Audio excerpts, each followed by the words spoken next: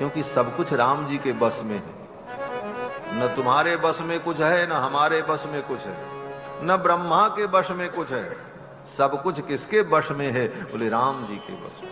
रामस्य सर्वम वशे। तो क्या करें? बोले ऐसे राम जी के चरणों की भक्ति करो। रामे भक्ति रखंडिता भवतु रामत्वमेवाश्रय। भगवान राम जी का आश्रय लो। ये कथा राम जी के चरणों का आश्रय लेने के लिए हमारे मन को तैयार करती है। कथा क्या है? कहानी तो सबको मालूम। जो नास्तिक है, जो राम को भगवान नहीं मानता, वो भी राम की कहानी जानता है। उसको भी मालूम है कोई अयोध्या के राजा दशरथ थे, उनके बेटा बने, मिथिला में विवाह हुआ, फिर उन्हें वन हुआ, फिर रावण को मारा। लेकिन वो भगवान का आश्रय नहीं लेता, वो अपनी बुद्धि को ही सर्वश्रेष्ठ समझता। नास्तिक कहते हैं भगवान की कथा को सुनने का यही फल है कि कथा सुन करके, भगवान की महिमा को जान करके हमारा मन शंकाओं से मुक्त हो जाए। शंका का जो कलंक पंक है हमारे मस्तिष्क में कि भगवान रक्षा करेंगे कि नहीं करेंगे, भगवान मिलेंगे कि नहीं मिलेंगे, भगवान की भक्ति से हमारा कल्याण होगा कि नहीं होगा, ये जो शंकाएं हैं ये दूर हो जाए कथा सुन करके और मन निश्चिंत हो जाए भगवान के चरणों में। इसीलिए कथा है। कथा सुनने का यही फल। अनेक भगवान के गुण, महिमा, आख्यान को सुन करके भगवान के चरणों में हमारी दृढ़ भक्ति हो। भगवान श्री रघुनंदन के पावन चरित्र को, इस रामायण काव्य को महर्षि वाल्मीकि ने लिखा। और कैसे लिखा? कहते हैं जब नारद जी कथा सुना करके चले गए, 100 श्लोकों में राम कथा वाल्मीकि जी को, नारद जी के चले जाने के बाद वाल्मीकि जी ने अपने शिष्य भरद्वाज जी से कहा चलो स्नान करने चलते हैं। मध्याह्न का समय तमसा नदी में स्नान करने के लिए वाल्मीकि जी अपने शिष्य भरद्वाज को लेकर के गए। और जब तमसा नदी के तट पर पहुंचे नहाने के लिए, नदी का तट बड़ा रमणीय था। तमसा नदी अयोध्या से 25 किलोमीटर की दूरी पर आज भी प्रवाहित होती है दक्षिण दिशा में। सुल्तानपुर जाते समय रस्तवाम पड़त और तोरे वहां जलालपुर के पास वो है जिसको टौंस कहते हैं, वही तमसा है। टौंस ही तमसा है। तमसा नदी में स्नान करने के लिए महर्षि वाल्मीकि अपने शिष्य भरद्वाज को लेकर के जब गए तो तट पर थोड़ा टहल रहे थे तो देखा क्या, एक क्रौंच पक्षी का जोड़ा विहरण कर रहा था। वो क्रौंच पक्षी होता है, नदी के तट पर तालाब में होता, बड़ी चोंच वाला, बड़े बड़े पैर, खूब ऊंचा सा, सारस जिसको कहते हैं। वो क्रौंच पक्षी जोड़े से ही रहता है। एक जोड़ा क्रौंच का वहां विचरण कर रहा था। तब तक एक बधिक आया, शिकारी, और शिकारी ने दूर से बाण चलाया उस पक्षी को मारने के लिए, और उन दोनों में जो नर था उस नर को उस शिकारी ने मार दिया। वाल्मीकि जी वहीं तमसा के तट पर खड़े थे, उन्हीं की आंखों के सामने ये घटना घटित हुई। वो पक्षी गिरा, खून से लथपथ हो गया और तड़प तड़प करके मर गया। उसकी क्रौंची दौड़ करके आती, उसे देखती, रोती, चिल्लाती, फिर भागती, फिर दौड़ करके उसके मृत शरीर के पास आती। इस दृश्य को देखकर महर्षि वाल्मीकि के हृदय में करुणा प्रकट हुई। इस निरीह प्राणी को इस बधिक ने अपने स्वार्थ के लिए मार दिया, और अगले ही क्षण वो करुणा क्रोध में बदल गया। उस बधिक के ऊपर महर्षि वाल्मीकि को क्रोध आया। इस जीव को ये किसका क्या बिगाड़ रहा था? नाहक इसको इसने मार दिया अपने स्वार्थ के लिए। उस निषाद के ऊपर क्रोध आया वाल्मीकि जी को, और वाल्मीकि जी ने शाप दे दिया उसको। मां निषाद प्रतिष्ठां त्वं अगमः शाश्वती समाः यत् क्रौंच मिथुनादेकं अवधि काम मोहितम। तुमने इस क्रौंच को मार दिया, जाओ मैं तुम्हें शाप देता हूं, तुम बहुत दिन जिंदा नहीं रहोगे, तुम भी मर जाओगे। प्रतिष्ठाम प्राणन रूपाम, तुम्हारा भी प्राणन बहुत दिन नहीं होगा, बहुत दिन तुम सांस नहीं ले पाओगे, तुम भी मरोगे। ज्यादा तो कुछ नहीं कहा, लेकिन इतना कह करके शाप दो। और ये शाप जो दिया, ये गद्य में नहीं दिया, पद्य में। ऐसे नियम है कि क्रोध में व्यक्ति जब भी बोलता है तो गद्य ही बोलेगा, पद्य नहीं बोलेगा। आपको क्रोध लगा हो और किसी को डांटना हो तो आप गाना गा करके डांटोगे क्या? कोई कविता बना करके डांटोगे, कोई श्लोक बना करके बोलोगे। गद्य में जो निकलेगा उल्टा पलटा शब्द वही तो निकलेगा। क्रोध में कभी व्यक्ति के मुख से कविता और काव्य और संगीत और गीत नहीं निकलता। हां, प्रसन्नता में निकलता है, दुख में भी निकलता है। हाँ, दुख में गीत निकलेगा, कविता भी निकलेगी, लेकिन क्रोध में नहीं निकल सकती। बोले दुख में कविता निकलती? बोले हां निकलती, गीत निकलता है महाराज। प्रेम में, वियोग में, दुख में प्रेमी रो रो करके अपने भाव को व्यक्त करता है। दुख में कविता तो निकलती है। भागवत में वर्णन है, जब भगवान रास मंडल से अंतर्धान हो गए, रास लीला चल रही थी, गोपियों को अभिमान आ गया कि हम बड़ी सौभाग्यशालिनी, भगवान मेरी इतनी सेवा कर रहे हैं। भगवान ने कहा अच्छा, अभिमान आ गया तो अभिमान तो दूर करना पड़ेगा। भगवान रास मंडल से गायब। तासाम तत्सौभगमदं वीक्षमानं च केशवः प्रशमाय प्रसादाय तत्रैवान्तरधीयत। भगवान अंतर्धान हो गए। अब गोपियां भगवान के वियोग में रोने लगी, दुखी हो गई। कहां गए श्याम सुंदर, कहां गए श्याम सुंदर? और रो रो करके गोपियों ने एक गीत गाया, रुरुदुः सुस्वरम राजन कृष्ण दर्शन लालसा। कृष्ण के दर्शन की लालसा से गोपियों ने रो करके एक गीत गाया, और जो गीत गाया उसका नाम गोपी गीत है।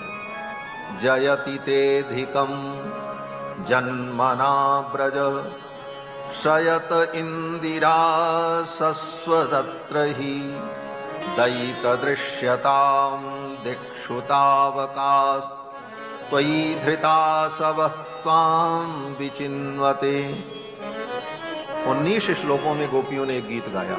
19 अंतरा है उसमें, समझो, छोटा मोटा गीत नहीं। तो दुख में रो करके गीत तो गाया जा सकता है, प्रसन्नता में भी गीत निकलेगा, प्रेम में भी गीत निकलेगा। इसीलिए कहते हैं ना, हर दिल जो प्यार करेगा वो गाना गाएगा, गीत निकलेगा। लेकिन क्रोध में गाना निकले ऐसा तो हमने नहीं देखा। लेकिन वाल्मीकि महर्षि ने क्रोध में जब शाप दिया तो उनके मुख से श्लोक निकला, पंक्तियां निकली। ये साधारण घटना नहीं है, ये विश्व के प्रथम काव्य का बीज प्रकट हो रहा है। क्योंकि अभी तक धरती पर कोई काव्य नहीं था, कोई कविता नहीं थी। प्रथम काव्य प्रकट होने जा रहा है, रामायण काव्य, और वाल्मीकि के द्वारा होगा। इसलिए वाल्मीकि के मुख से क्रोध में भी कविता निकल गई। ये अद्वितीय घटना है। ऐसी घटना केवल एक बार हुई वाल्मीकि जी के समय में, उसके बाद आज तक नहीं हुई। ये आदि कवि के जीवन की घटना। शाप निकला, लेकिन वो श्लोकबद्ध निकला, 32 अक्षर में, 4 चरण में, जिसको गाया जा सकता है। क्या बोले? मां निषाद प्रतिष्ठां त्वं अगमः शाश्वती समाः यत्रौंच मिथुनादेकं अवधि काम मोहितम। ये पंक्तियां प्रकट हुई वाल्मीकि के मुख से शाप के रूप में। शाप दे दिया वाल्मीकि जी ने। स्नान किया, चल पड़े अपनी कुटिया के लिए। भरद्वाज जी, उनके शिष्य जो थे पीछे, कमंडल लिए हुए, जल लिए हुए, कपड़ा लिए हुए, सेवा में वही रहते थे। भरद्वाज जी ने इस पंक्ति को गुरु जी के मुख से सुना और याद कर लिया। और गुनगुनाते हुए, दोहराते हुए, पीछे पीछे चलते हुए आ रहे थे। वाल्मीकि जी भी सोचने लगे, ये मेरे मुख से कैसा छंद प्रकट हुआ। मैं तो शाप देना चाहता था, लेकिन ये अकस्मात कविता प्रकट हुई मेरे मुख से। साप तो हुआ, लेकिन वो कविता में हुआ, और इस कविता को बनाने की मेरी कोई योजना नहीं थी, न कोई बनाने का ऐसा तरीका मुझे मालूम था, और ये कविता है यह भी मुझे ज्ञान नहीं था। इससे एक बात और समझनी चाहिए कि हम आप कोई भी प्राणी कुछ नहीं करते और न कर सकते हैं। जो कुछ कराएंगे वो भगवान ही कराएंगे। न चाह करके भी, बिना समझे बूझे वाल्मीकि जी के मुख से कविता प्रकट हो गई। किसने कराया? बोले भगवान ने कराया। वाल्मीकि जी आए अपनी कुटिया में, और ज्यों ही कुटिया में पहुंचे अपने, तब तक ब्रह्मा जी आ गए। पहले तो ब्रह्मा के पुत्र आए थे, नारद जी कथा सुना के गए थे, और फिर ये स्नान करने गए, वहां शाप हुआ, और वहां से आए तब तक ब्रह्मा जी प्रकट हो गए। ब्रह्मा जी को प्रणाम किया महर्षि वाल्मीकि ने, उनका आतिथ्य किया। ब्रह्मा जी ने कहा, मैं किसी प्रयोजन से आया हूं। बोले क्या प्रयोजन है? ब्रह्मा जी ने कहा, तुम्हारे मुख से जो अभी कविता प्रकट हुई है, वो तुम्हारे प्रयास से नहीं प्रकट हुई, तुम्हारे अपने बुद्धि से वो प्रकट नहीं हुई। बोले तब? ब्रह्मा जी ने कहा, मच्छंदा देवते ब्रह्मन् प्रवृत्तेयं सरस्वती। मच्छंदा देवते ब्रह्मन्, मच्छंदः, मच्छंदः माने, ब्रह्मा जी कहते मैं, मत, और छंदः माने जो मेरा भी नियमन करने वाला है, अर्थात जो मेरा भी अनुशासन करते हैं। मैं भी स्वतंत्र नहीं हूं, मैं भी किसी के अनुशासन में हूं। और वो कौन है? बोले वो भगवान है। मच्छंदः, मच्छंदः कहा? बोले रामचंद्र, भगवान रामचंद्र ही मच्छंद हैं। और उन्हीं की कृपा से मच्छंदा देवते ब्रह्मन् प्रवृत्तेयं सरस्वती। हे वाल्मीकि, तुम्हारे मुख से ये जो सरस्वती प्रकट हुई है, ये भगवान की इच्छा से हुई, और तुम्हारे द्वारा एक काव्य की रचना होने वाली है, आदि काव्य का प्राकट्य होगा। वाल्मीकि जी ने कहा क्या होगा? ब्रह्मा जी ने कहा, नारद जी ने जो कथा सुनाई है उस कथा का तुम विस्तार करो। वाल्मीकि जी ने कहा ब्रह्मा जी से, नारद जी ने 100 श्लोकों में सुनाया है और थोड़ी थोड़ी बात बताई है, और राम जी ने तो इतनी लीला की, 14 वर्ष तक वन में, उन लीलाओं को मैं कैसे जान पाऊंगा? मैंने तो देखा भी नहीं, सुना भी नहीं। और नारद जी ने जो सुनाया वो संक्षेप में सुनाया, तो मैं कैसे लिखूंगा?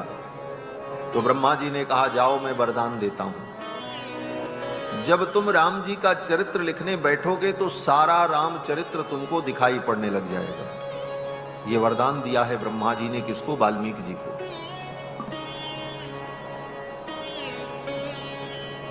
राम का जो अविदित चरित्र है, वह चरित्र भी तुमको विदित हो जाएगा। विदितम ते भविष्यति।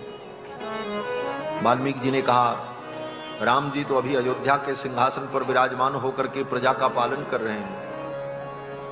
वन की लीला में उन्होंने जो जो किया है वो तो मैं आपकी कृपा से देख लूंगा, लिख दूंगा, लेकिन राम जी अभी 11,000 वर्ष राज्य करेंगे। आगे राम जी जो करेंगे वो भी लिखना है, वो मैं कैसे लिखूंगा? अभी तो राम जी ने वो चरित्र किया ही नहीं। ब्रह्मा जी ने कहा, वो भी चरित्र तुम्हारे हृदय में पहले ही प्रकट हो जाएगा। राम जी को जो करना है वो तुम्हारे हृदय में प्रकट हो जाएगा, उसको भी तुम पहले ही लिख दोगे। वाल्मीकि जी ने कहा, हम लिख तो देंगे, लेकिन भगवान तो परम स्वतंत्र है, वो तो किसी के अधीन है नहीं। अगर हमने भविष्य का चरित्र लिख दिया कि राम जी आगे कौन कौन सी लीला करेंगे, और कहीं राम जी का प्रोग्राम चेंज हो गया, उन्होंने अपना प्रोग्राम बदल दिया, बोले चलो छोड़ो ये सब लीलाएं अब नहीं करेंगे, बैकुंठ चलेंगे, कौन रोक पाएगा भगवान को? जी, भगवान परम स्वतंत्र, न सिर पर कोई, वो तो परम स्वतंत्र है, सर्वतंत्र स्वतंत्रो ही। ऐसी स्थिति में मेरी वाणी झूठी हो जाएगी। मैंने तो लिख दिया और पता लगा राम जी ने बीच में ही प्रोग्राम रोक दिया और चले गए बैकुंठ, वहीं पर पिक्चर समाप्त हो जाएगी, द एंड। तब क्या होगा? पूरी कहानी कैसे सत्य होगी? तो महर्षि वाल्मीकि से ब्रह्मा जी ने कहा, तुम जो लिखोगे वो तो सत्य होगा, और आगे राम जी जो चरित्र करने वाले हैं वो भी तुम लिखोगे। अगर तुमने लिख दिया तो राम जी को वो चरित्र करना ही पड़ेगा, उनकी नहीं भी इच्छा होगी फिर भी वही चरित्र राम जी करेंगे जो तुम लिखोगे। ये वाल्मीकि महर्षि है। ये वाल्मीकि की पंक्तियां साधारण नहीं है। ब्रह्मा जी ने जब ये आशीर्वाद दे दिया तो वाल्मीकि जी प्रसन्न हो गए। ब्रह्मा जी ने कहा, जाओ तुम्हारे द्वारा लिखी गई रामायण जब तक पृथ्वी पर गाई जाएगी, एक प्राणी भी इसे गाने वाला और पढ़ने वाला होगा, तुम अनंत वर्षों तक मेरे ब्रह्मलोक में सुख का अनुभव करोगे। ये सब कह करके ब्रह्मा जी विदा हो गए।